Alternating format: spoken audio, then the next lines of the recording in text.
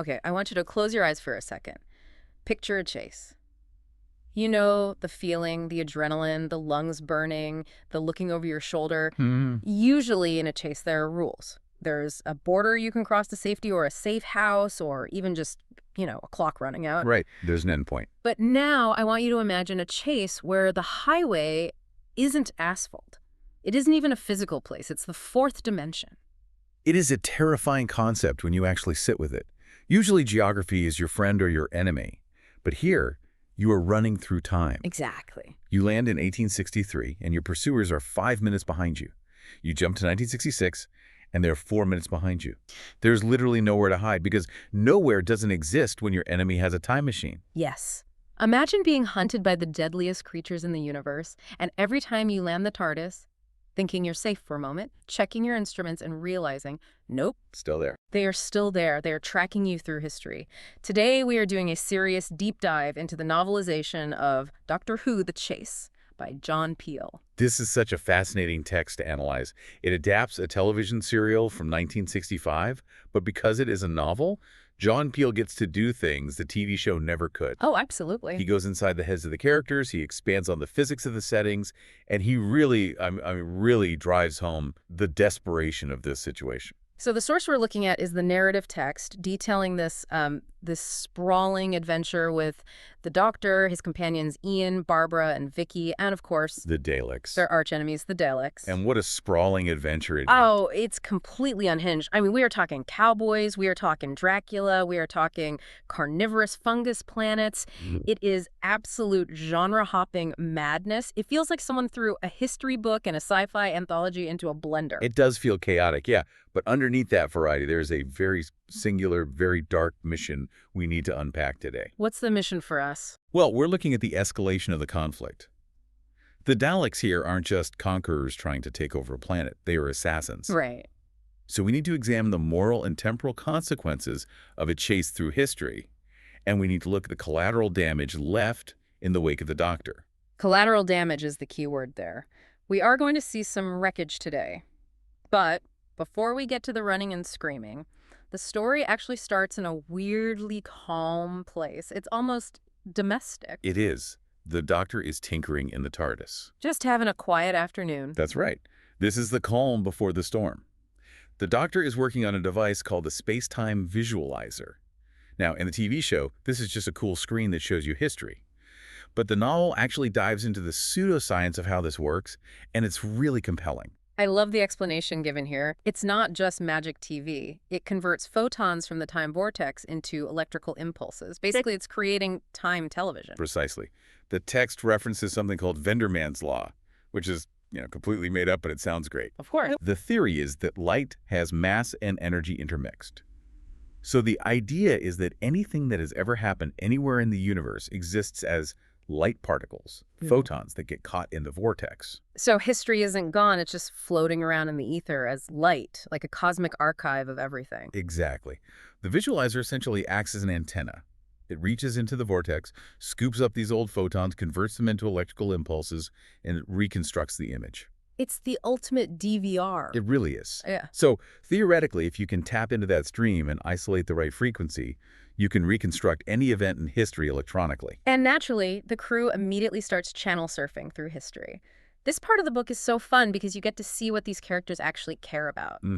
Ian, the history teacher, goes straight for the heavy hitters. He chooses November 19th, 1863, Pennsylvania. The Gettysburg Address. And the detail in the text is lovely. They watch Abraham Lincoln delivering the speech, they see the crowd, and the Doctor, true to form, is incredibly smug about it. He is, isn't he? He's reacting to seeing Lincoln not with awe, but with this sense of familiar critique, like he's watching an old student give a presentation. He acts like he knows him. It's that classic Doctor arrogance where history isn't a museum to him. It's just his backyard. Right. But then Barbara takes the controls, and we get this hilarious literary mystery being solved.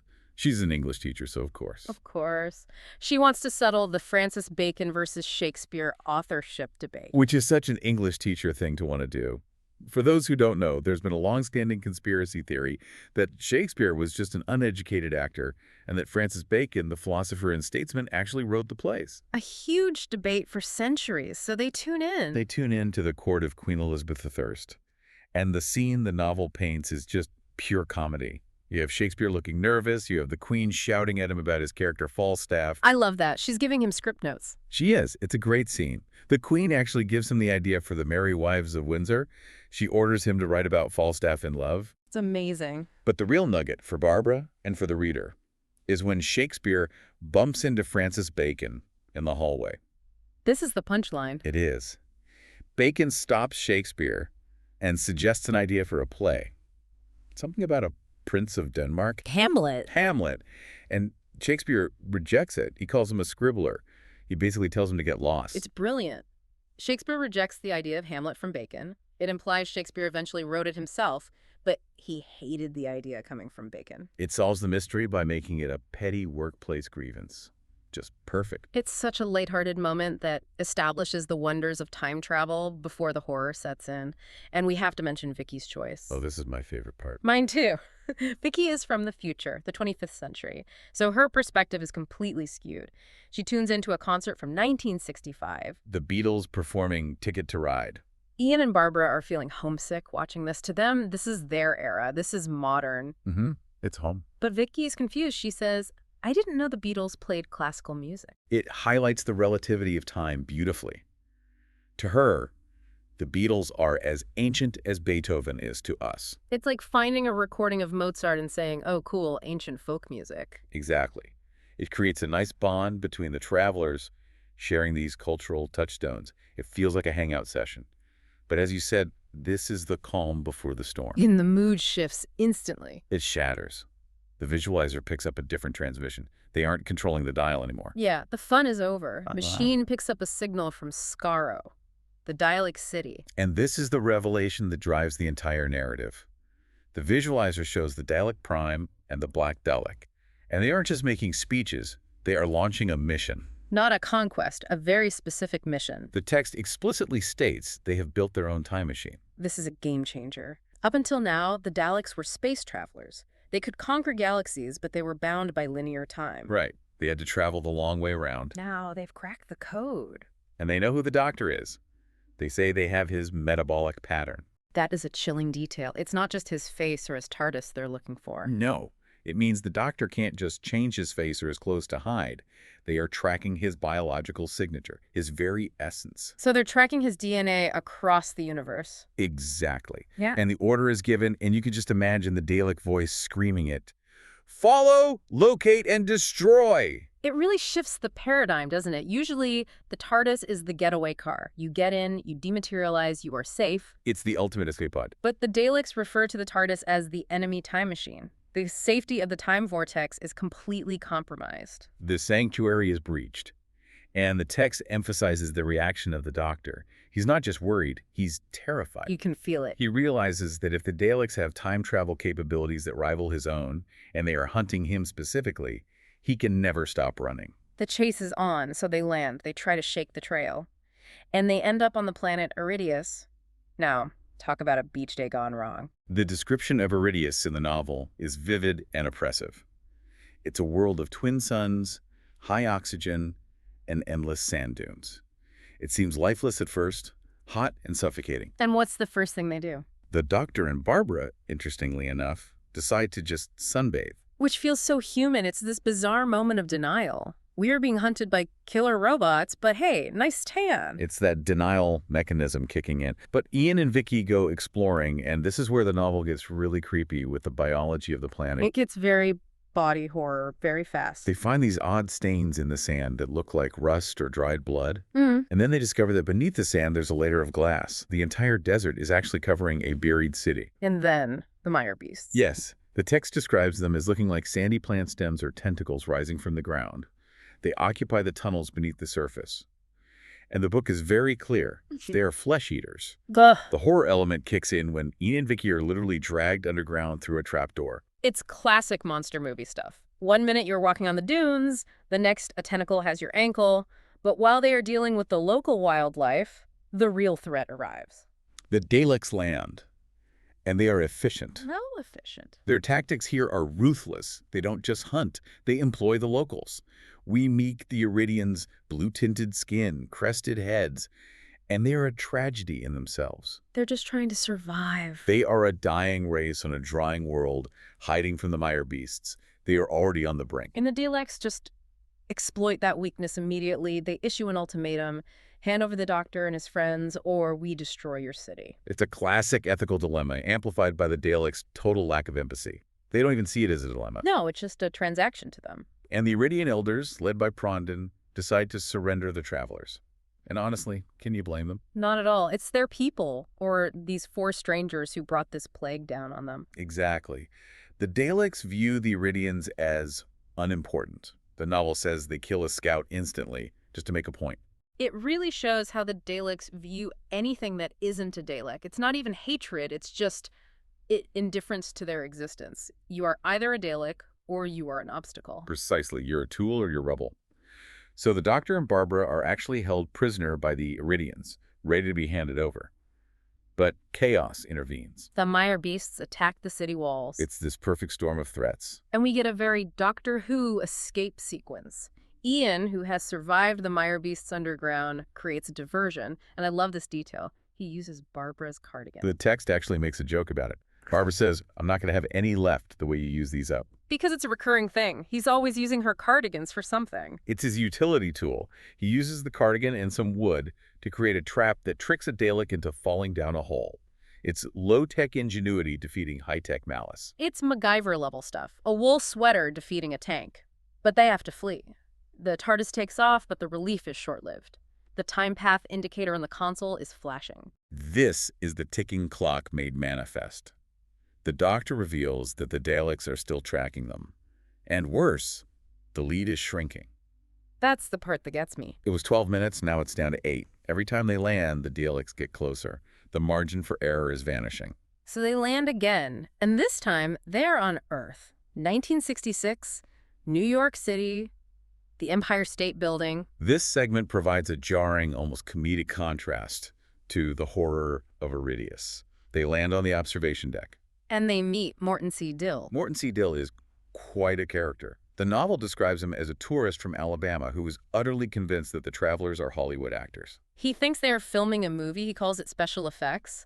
Even when the TARDIS vanishes, he just thinks it's a clever camera trick. He asks Ian where the hidden cameras are. He's just so certain of his reality that nothing can shake it. It's hilarious, but the scene takes on a surreal quality when the Daleks arrive. I mean, just picture a Dalek on top of the Empire State Building in the mid-60s. It's an incredible image. Morton Dill sees it, and instead of screaming, he says, "You sure are an ugly-looking critter." He thinks it's a prop. He tries to shake its hand. Or, well, its plunger. He's just so delighted by the production value. And amazingly, the Dalek spares him. The text says the Dalek views him as a foolish-seeming human and decides he's not worth the energy to kill. Which is such a weirdly logical Dalek moment. It is. It underlines how single-minded they are. If you aren't the Doctor and you aren't a threat, you are invisible to them. You're not even worth exterminating. But the TARDIS doesn't stay long. They jump again, and if New York was a comedy, the next stop is a tragedy. Yeah, it's a sharp turn. They land on a ship in the middle of the ocean. The Mary Celeste, 1872. Now, everyone knows the story of the Mary Celeste. The ship found floating with no crew, warm meals still on the table, a total historical mystery. And the novel weaves the Dalek chase directly into this historical event. It provides a science fiction answer to a real-world puzzle. The atmosphere is described beautifully. The smell of the spray, the creaking deck. The TARDIS lands, and almost immediately conflict starts. Right. Barbara is caught by the first mate, Richardson. They think she's a stowaway. Which makes sense. A woman in strange clothes appearing out of nowhere on a brigantine in the middle of the Atlantic. Vicky actually has to knock the mate out to save Barbara. But then the Daleks land. And this is where it gets heartbreaking. The crew captain Briggs, his wife Sarah, their baby, the sailors, they see these metal monsters. A novel says they call them sea devils. They have no other frame of reference for what they're seeing. It's just sheer terror. Panic sets in. The sailors dive overboard into shark-infested waters. The tragedy is absolute. The Daleks don't even care about the crew. They're just looking for the Doctor. When they don't find him, they leave. They leave, leaving the ship empty. Exactly. The novel suggests that the mystery of the Mary Celeste, the missing crew, was caused by the arrival of the Daleks hunting the Doctor. And this brings up a heavy point that Barbara struggles with in the book, the guilt. You can feel her wrestling with it. She feels responsible. She says, if we hadn't landed there, the Daleks would never have found them.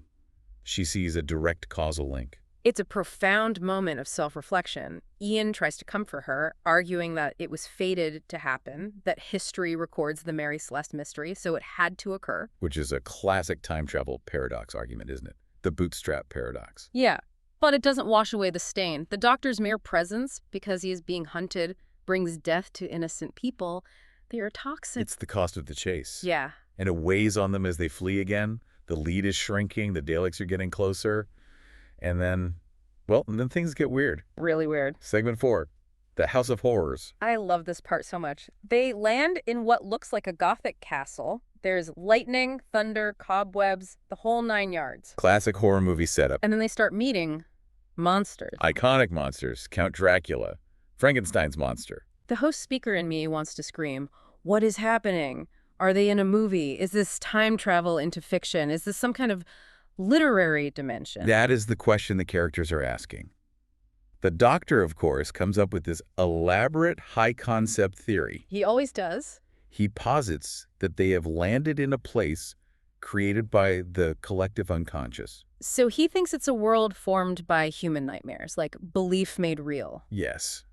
He believes the belief in these monsters is so strong across humanity that it has created a physical realm. And he's incredibly arrogant about it, too. He is so sure he's right. He assures Ian that the Daleks, being logical machines, cannot enter a world of imagination. He's basically saying they're too literal for fiction. Which is such a Doctor thing to say. Yeah. I have a theory, therefore we are safe. And then, of course. A Dalek smashes through the door. Of course it does. The theory collapses instantly.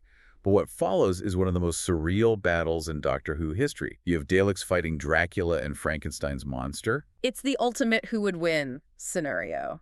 And the monsters actually hold their own. They do. The text describes Dracula tearing a Dalek apart with his bare hands. The Dalek screams, "Help me!" which is unsettling. That is creepy. And the reason the monsters win is fascinating.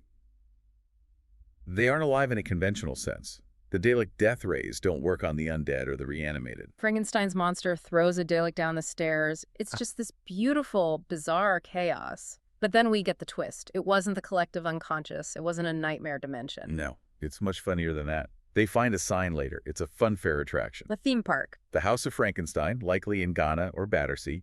The text places it in a futuristic theme park setting, and it is closed for repairs. They were just fighting animatronics. Which makes the Doctor's high-minded theory hilarious in hindsight. He was so proud of it, and they were just in a broken-down ride. Exactly. But while the boys are having their monster mash, something very sinister is happening to Vicky. This is a crucial plot point. In the confusion, the TARDIS leaves without Vicky. She is left behind. And to survive, she sneaks aboard the Dalek time ship. Talk about the belly of the beast. I can't even imagine the terror of that. She hides on their ship, and she witnesses the Daleks' new plan. Since they are struggling to catch the Doctor, they decide to infiltrate. They use a replicator machine. They build a robot Doctor. An exact android duplicate. Vicky watches them program it.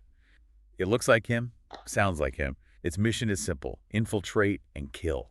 This raises the stakes so much. Now, not only are the Daleks chasing them, but there's a saboteur on the way. And they don't know. The Doctor and the others don't know Vicky is missing until it's too late, and they certainly don't know a fake Doctor is coming for them. Which leads us to the final battleground, the planet Mechanus. The TARDIS lands in a jungle, and if Iridius was dry and hot, this place is a swampy nightmare. Oh, yeah. It's filled with fungoids. These are huge, carnivorous, mushroom-like plants. The text says they have tentacles that snatch you up and suck you in. It's just a horrible living jungle. But there's this mysterious corridor of light. A path of artificial lights cutting through the jungle, holding back the plants. The travelers follow it, thinking it's a path to safety. But the robot Doctor has arrived as well? And here's the tension. The robot Doctor catches up to Ian, Barbara, and the real Doctor. And at first, they don't suspect a thing. Why would they? But Vicky, who has managed to escape the Dalek ship, is trying to warn them. She's traumatized and confused, though. It's not a clear warning. So how do they figure it out? It culminates in a confrontation, Doctor versus Doctor. But the way they figure out who is very clever. The robot doctor calls Vicky Susan. Susan being the doctor's granddaughter who left the show previously. Right. The Daleks' data was outdated. Their intelligence was from the last time they had a major encounter with them. So their programming has a bug. A fatal flaw. They programmed the robot based on previous encounters when Susan was with them. That slip of the tongue saves them. And then what happens? It's a physical fight. They're hitting each other with walking sticks. It's this desperate, clumsy brawl between the two of them. And the real doctor wins. The real doctor smashes the robot, revealing the electronic innards. The threat is neutralized, but they're still stuck in this deadly jungle. But the jungle is just the outskirts. They follow the lights and discover something massive. A city on stilts, high above the canopy. This is the city of the mechanoids. Hmm. And to understand this part, we have to look at the backstory the novel provides. The mechanoids are large, geometric robots. They look a bit like geodesic domes with arms. They were built by humans, right? Yes. They were service and construction detail. They were sent by Earth to prepare the planet for colonists, build the city, maintain it, get everything ready. But the colonists never arrived. Never.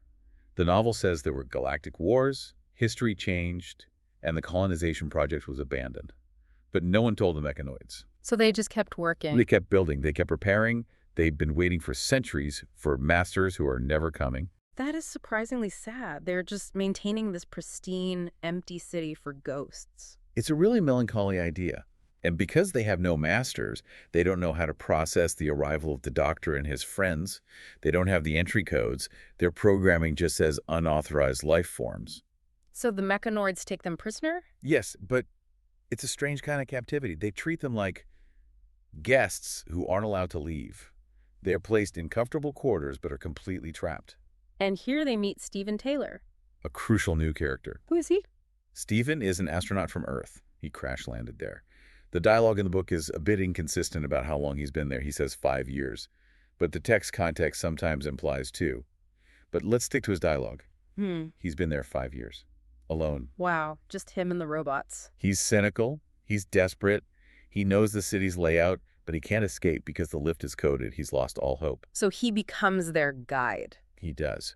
But the Daleks have tracked them to the city. And this leads to the climax. The Battle of Mechanus. This is a full-scale war. Daleks versus mechanoids. The clash of titans. On one side, the Daleks hate-filled biological mutants in tanks obsessed with conquest. On the other side, The mechanoids, emotionless, duty-bound robots programmed only to build and protect their city. It's malice versus logic. who has the advantage? The Daleks have superior firepower. Their guns are better. But the mechanoids have numbers and home turf advantage. And they have flamethrowers. The city catches fire, the whole structure starts to buckle, it's chaos. And our heroes are trapped on the roof. It's an inferno. Stephen reveals the only way out. There's a massive power cable they use for construction. They can slide down it from the roof to the jungle floor. But we are talking about a drop of thousands of feet. A sheer vertical drop. And Vicky is terrified of heights. The tension in the novel is palpable here. The smoke is rising, the metal is melting, the city is swaying on its stilts. They have to slide down this cable while the world burns around them, and this is where we get a really dark moment. The fall of Stephen Taylor. What? As they are sliding down, the city begins to fully collapse. Stephen is still up there, or at least behind them, helping Vicky. The narrative implies he's lost in the chaos. So they don't know for sure. From the perspective of the doctor, Ian and Barbara, Stephen is dead. He sacrificed his chance to get clear, to help them escape. It adds a heavy cost to their survival. They hit the jungle floor, the city crashes down, the Dalek squad is destroyed in the crossfire and the collapse. Annihilated. The Dalek leader, realizing the mission has failed and they are trapped, actually self-destructs the operation. It's a total scorched earth ending. They'd rather die than be captured. So the doctor wins, the Daleks are gone, they have escaped. But wow, what a mess they left behind. And that is the synthesis we need to look at here. If we reflect on the sheer variety of this adventure, it's a story about the dangers of technology. Absolutely. You have the Dalek time machine, which perverts history for a vendetta. You have mechanoids, robots without masters, stagnating and imprisoning people out of pure, unthinking logic. And you have the collateral damage. Let's list it. The Iridians. Their city destroyed, their people scattered, their elders likely killed. They were on the brink, and the doctor's arrival pushed them over. The crew of the Mary Celeste. Forced to jump to their deaths in the ocean. A wife, a baby, an entire crew gone because they were in the wrong place at the wrong time. The mechanoid city. Burnt to the ground. A centuries-old construction project, a marvel of engineering, wiped out in an hour. And Stephen Taylor. As far as they know, dead under the rubble. A man who would survive for years alone finally finds hope and is killed, helping them escape. The Doctor wins, but destruction follows in his wake. It's a heavy price. It forces us to ask a really uncomfortable question. The Daleks built a time machine solely to hunt one man, the Doctor. Yeah. If your enemy had the power to rewrite history just to find you, if they could pop up in 1863 or 1966 or on a random planet, is there anywhere you would actually be safe? Nowhere and no when. Every moment of your past, present, and future is a potential battlefield. And this brings us to the final thought. Does the Doctor's presence in history cause more problems than it solves?